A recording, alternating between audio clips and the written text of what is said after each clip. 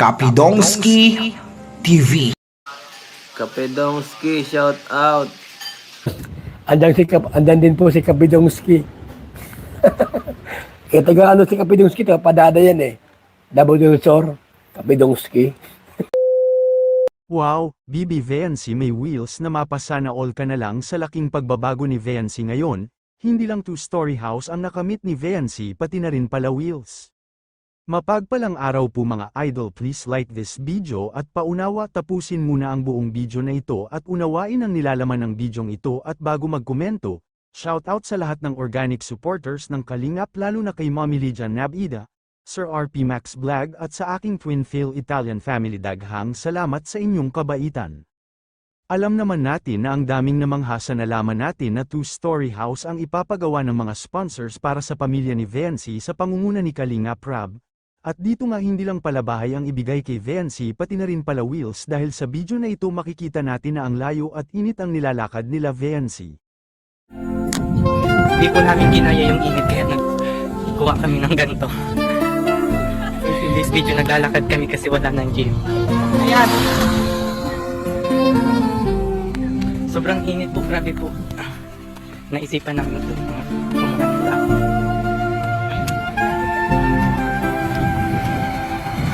Maraming isang na yung dumadaan sa nakatinitas. Yan. Pero, hindi naman kami nahihiya kasi dahon po. Yun. At sa video nga makikita natin na naglalakad si Viancy kasama ang kanyang pinsan at tirik na tirik ang araw. Kaya nga may naawa kay Viancy at bigyan na sasakyan ayon nga sa bidyong ito bibilhan nila si Viancy ng sasakyan at para magamit ni Viancy papuntang school. Bilang ko na ano si Viancy po mga kalingap yung 3 gulong na motor kasi wala man siyang lisensya, minor de edad, bawal man niyang magmotor baga na ganong edad kasi wala pa man siyang license to drive or driver license. Dahil 18 years old ang legal.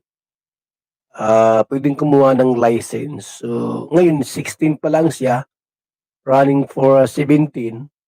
Ngayon, para walang problema po, ang bibilhin ko sa kanya ining 3 gulong. Walang gasolina. Nagkanbas ako dyan, sa sentro ng diet, kita ko ganda. Bagay kay Viancy po. Bagay kay Viancy. Para sa next schooling, meron na siyang mga gamit na e-bike. Iba ka talaga Kuya Val, iba talaga ang Team Kalingap magmahal ng kanilang mga beneficiary, inaalagaan talaga nila, alam nila kung anong ang kailangan.